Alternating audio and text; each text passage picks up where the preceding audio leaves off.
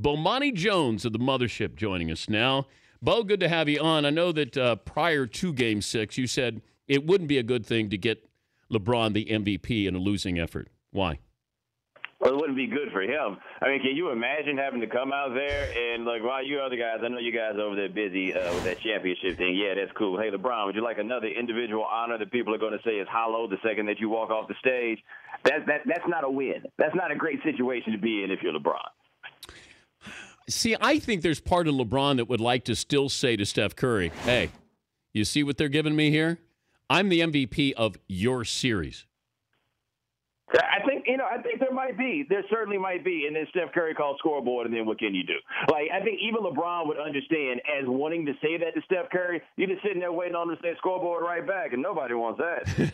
If I told you a year ago that these two teams would play for the title, they had just fired their coaches, what would you have thought? Oh, it would have been the craziest thing that I'd ever heard. I mean, keep in mind, a year ago, we don't think that LeBron is playing for Cleveland. So, like, the mere idea of that disaster squad that they had getting this far would have sounded crazy. With the Warriors, I entertained the possibility that they could get better without Mark Jackson. Like, I came to understand what some of the problems were, and there was room for improvement. But there was never a time that I thought that there was a 67-win team on that roster. Like, that didn't seem to be there. They went out there, and Kerr did the big thing the owner wanted him to do, which was blow money on assistants, and he got two of the best ones, Alvin Gentry on offense and Ron Adams on defense, and what do you know? They had the best offense and the best defense in the NBA. Who should have been the MVP? LeBron James.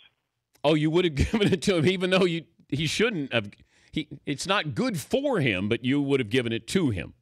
Oh, yeah. Like, if I were him, I would have tried to find a way to not go get it. Like, say I'm in the training room getting some treatment or something like that to be fair to the embarrassment. But as well as Andre Iguodala played in stretches on defense against LeBron, and nobody's denying that, we're giving the MVP to a guy basically because of how well he did on defense against a guy that scored damn near 40 points a game. Like, that's just really difficult for me to grasp. A dude that at points was scared to shoot because he can't shoot, so then he kept having to give the ball away. It couldn't be Steph Curry because you're responsible for this whole Delly mania thing. Like, if you let Delly play well enough against you to where I ever had to hear his name again, hell no, you ain't no MVP.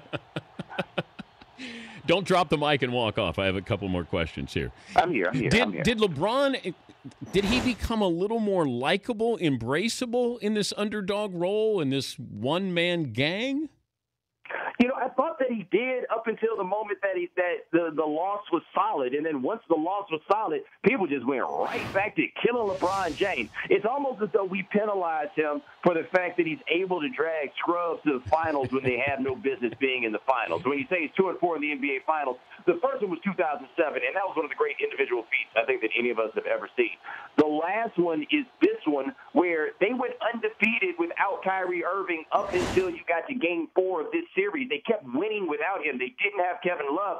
So basically, if he had lost in the second round, we'd give him more credit for it. Meanwhile, you go look at a guy like Magic Johnson, whose career is filled with sweep losses and 5-game series losses, and we just don't care. 4 losses in the finals with Magic, we don't care. Why? Because LeBron, we just do this different with him than we do with anybody else. Is Steph Curry right now the most likable athlete in sports? Yeah, I guess it all just depends on what you like, right? Like, I could see that for the median American, they like Steph Curry because he's totally non-offensive. He's absolutely non-offensive. I would have hoped at some point in the series that we could have seen what would have happened if he had elbowed America's little Delly in the mouth, and then we would have had a conflict on which side everybody was going to fall onto. But there's really nothing to dislike about Steph Curry. His parents are there at all the games. His wild little girl, you know, she acts out in the press conference, but everybody thinks she's adorable. They're about to have another kid. Like, there's nothing ostensibly not to like about Stephen Curry. But that being said, I like my NBA players to be a little bit more NBA and rambunctious. You're in Miami. How is this playing with the Heat fans, do you think? I mean, LeBron lost.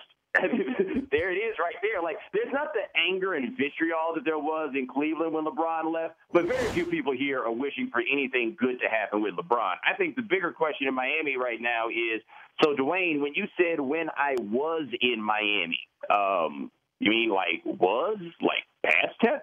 That's your Miami topic right now. Wait, and what did you make of that? Because I was like, wait a minute, he just did past tense.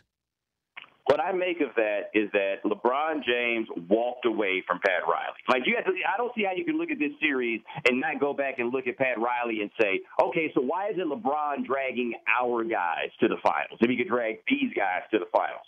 So LeBron came, did his thing, left. Wade's been on this heat for life, heat for life. After LeBron left, when you went to the airport, they had a big banner thanking Dwayne Wade for his service. Like the not a banner, but the screen when you drove your car. Like they went all in on Dwayne Wade, and Riley's all about the loyalty that you need to show the Heat and everything else. And then Dwayne looked up after giving back all this money and all these points, and now he wants to get that money back, and the Heat are like, no, we're not going to do that. He's hot. He is upset, and I think that if Pat Riley were to make a mistake that involved Dwayne Wade leaving, everything this brand in Miami has been built on. It's been on family. It's been on loyalty. It's been about what we can do for you and how long we'll take care of you, and that all gets set on fire if you can't take care of Dwayne Wade. Thank you, Bo. You take it easy, man. All right, Bomani Jones, the mothership.